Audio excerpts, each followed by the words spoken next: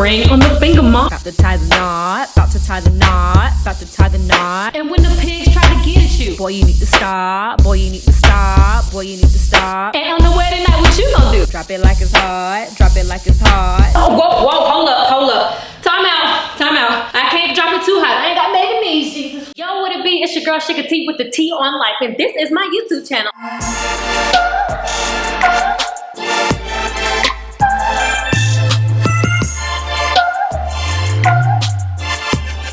don't know why y'all be entertaining me. Y'all know I ain't got no sense. But you wanna know when I'm really not gonna have no sense? On this here wedding day.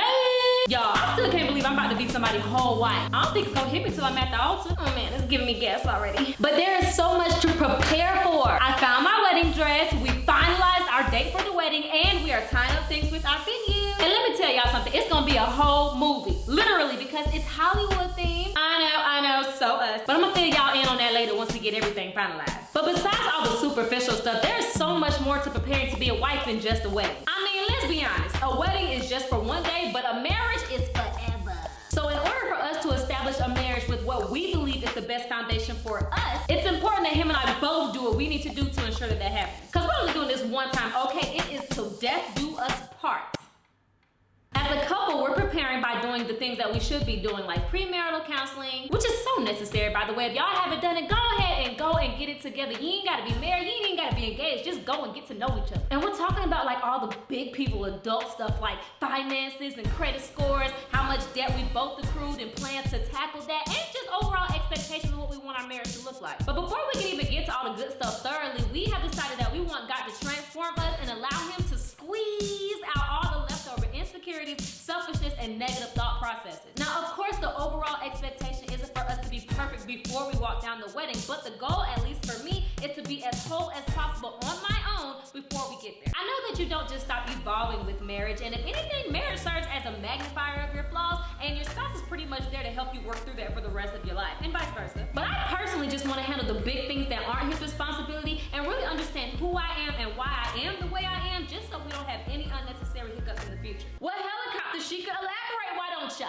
Alright, so I feel like as adults, especially as millennials, we're really just trying to figure things out. But one thing I feel like we need to prioritize is spending time with ourselves and really truly understanding how to identify and delegate our emotions before we get with someone serious, or at least start the process. I feel like there are a lot of generational curses and unhealed roots that we need to get to on our own, because if we don't get to them, we're not going to be able to cater to our spouse and be our best selves for them. I feel like it's so necessary for us to do the grunt work and cater to ourselves, so that way the progression of our relationship won't be hindered, because while we too busy trying to fix each other, we could be focused on our purpose together. We got stuff to do. Sometimes you have to teach people how to love you, and if you don't know how you want to be loved and how you need to be loved, then how do you expect there not to be toxicity and waste of time? These folks ain't no mind readers. How about we take the initiative to independently do the work to understand why we react a certain way, why we get offended by this, how we truly need to communicate, and not put that responsibility on the other person. We are responsible for our own happiness. It's not no one else's job to fix us. How do we expect someone else to fix us when they didn't create us? He's the one that created us. We need to go to him, not them. I'm basically trying to say that our lack of healing bleeds into our relationship,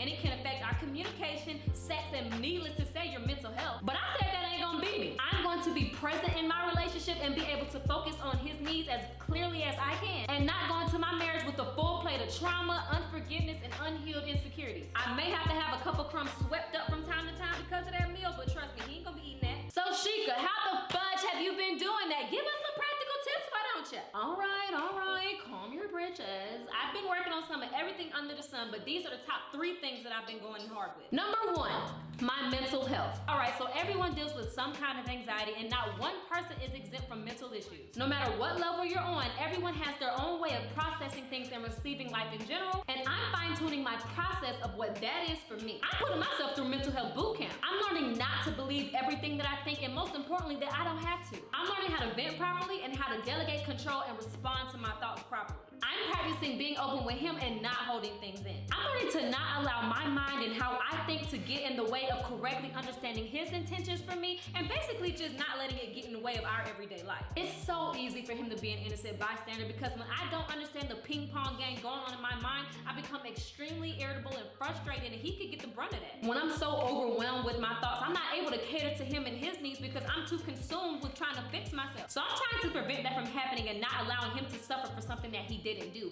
And I'm doing that by making sure that I take every step necessary for me to ensure that I observe and analyze myself and really understand my triggers. And that includes going to therapy and applying the knowledge that she gave me, writing down all my irrational thoughts and combating them with what the word says about me and what God says about me. Staying in my word and learning to stand in my word, and basically continue to do mental health checkups with Bae and keep him involved in my process. Number 2, my physical health. Listen, your girl about to get extra fine on y'all folks. At the top of the year, I'm gonna get me a trainer and I'm gonna go ham, turkey, tofu, enchiladas in the gym. You hear me? My goal is to get to like 25% body fat, and right now I'm at 31%.